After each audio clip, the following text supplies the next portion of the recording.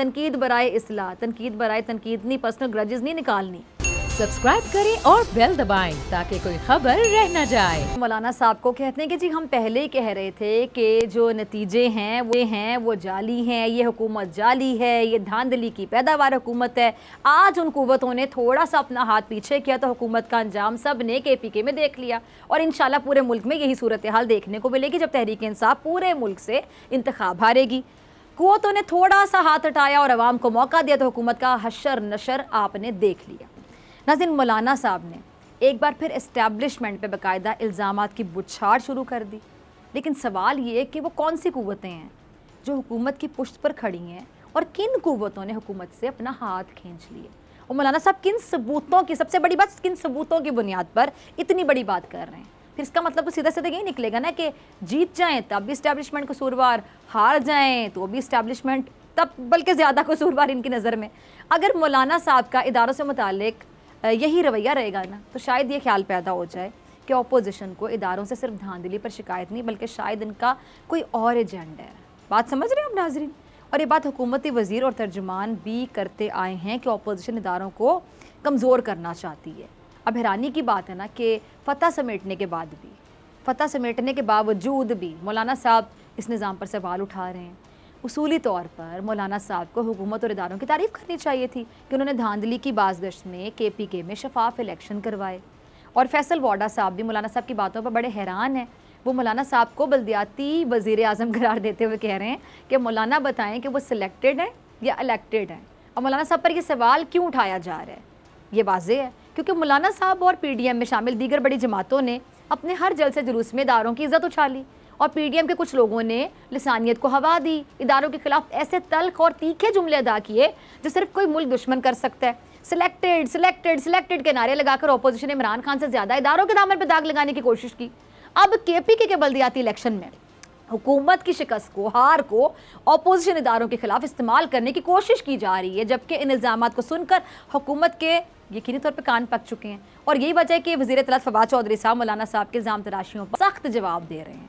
क्या कह रहे हैं फवाद चौधरी कि जी हमारी गलतियों की वजह से इस तरह के सियासी बोनों को ऊपर आने का मौका मिल जाता है। फवाद कह रहे हैं जी इमरान खान साहब भी वो वाहिद लीडर हैं जिन्होंने मुल्क को जोड़ कर रखा हुआ है। और फवाद साहब के पहले जुमले से ये बात समझ आती है, ऐसा महसूस होता है कि क्या कहना चाह रहे हैं कि जी अगर अपोजिशन के हाथ इक़्तिदार लग गया तो जिस मुल्क को इमरान खान साहब ने ना जोड़ कर रखा हुआ, जोड़ कर लफ्ज़ इन्होंने यूज़ किया ना, अपोजिशन इसी मुल्क में इंतशार पैदा कर देगी क्योंकि अपोजिशन मुल्क की सलामती दारों और उनके सरबराहों को मुतनाज़ बनाने की कोशिशों से बाज नहीं आ रही है।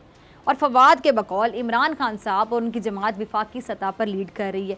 अगर ये जमात नीचे जाती है तो इस तरह के सियासी बोनों को अपना कद बढ़ाने करने का मौका मिल जाएगा और ऐसा होने की सूरत में पाकिस्तान का नुकसान होगा। अच्छा, फवाद चौधरी साहब अपनी जो गलतियाँ हैं उसका भी एतराफ़ कर रहे हैं और कह रहे हैं कि बहुत बदकिस्मती की बात है कि हमारी कोताहियों की वजह से ऐसी सियासी जमात KPK में उभरी है जिसको उसूली तौर पर फना हो जाना चाहिए था। अच्छा, वज़ीर इत्तलात अपोजिशन की करप्शन पर से भी पर्दा उठा रहे हैं और कह रहे हैं कि जी हमने इस साल 55 अरब डॉलर वापस करने हैं और इससे अंदाज़ा लगाया जा सकता है कि इन लोगों ने अवाम पर कितना बड़ा जुल्म किया है। और इनके माहिर मुआशियात जब हमें ये लेक्चर दे रहे होते हैं कि हमें मईशत को किस तरीके से मैनेज करना है तो इस दौरान इन लोगों को ये भी बताना चाहिए कि जिस तरह आप लोग मईशत को मैनेज करते रहे उस तरह से तो मईशत को किसी सूरत मैनेज नहीं किया जा सकता।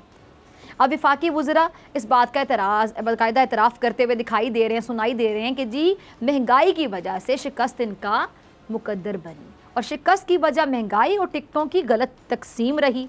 अवाम को कोई गर्ज नहीं कि क्या हो रहा है, अवाम को दालें रोटी चीज़ें सस्ती चाहिए होती हैं।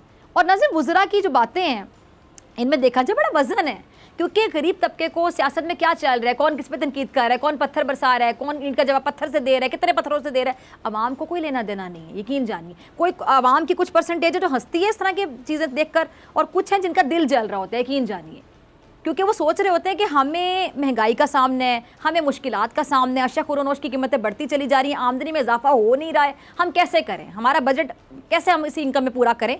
तो अवाम बेसिकली परेशान होती है। अवाम को सिर्फ सरोकार होता है कि अवाम के जो मसाइल हैं, जो अवामी मसाइल, उनका हल मुमकिन बनाया जा रहा है या फिर नहीं बनाया। को इसकी फ़िक्र नहीं कि ये लोग क्या कर रहे हैं, अवाम को सिर्फ अपने घर की फ़िक्र है, अपने घर वालों के जो पेट की आग बुझाने की फ़िक्र है, ये अवाम की पहली फ़िक्र है। और अच्छी बात है कि हुकूमत को अपनी गलतियों का एहसास तो है ना एटलीस्ट, लेकिन मज़ा तब आए जब हुकूमत अपनी गलतियों पर एहसास करने से ज़्यादा प्रैक्टिकली अमली तौर पर गरीब को बेचारे को रिलीफ दे, क्योंकि अब तक गरीब को रिलीफ नहीं मिला, अभी तक तकलीफ ही पहुंची है। अब ये वक्त है कि तमाम जो सियासी कुव्वतें हैं अपनी अपनी जो अना है उसकी दुनिया से बाहर निकलें, अपनी गलतियों को, अपनी कोताहियों को देखें, सबक सीखें कि हम कहाँ गलत हैं, हमसे कहाँ कहाँ पे गलती हुई, इसकी इस्लाह कैसे हो सकती है, और इस तजर्बे से मुल्क को सहारा दें। वरना ये चल रहा है, अगर ऐसे ही चलता रहा तो ऐसे कैसे चलेगा, ऐसे नहीं चलेगा।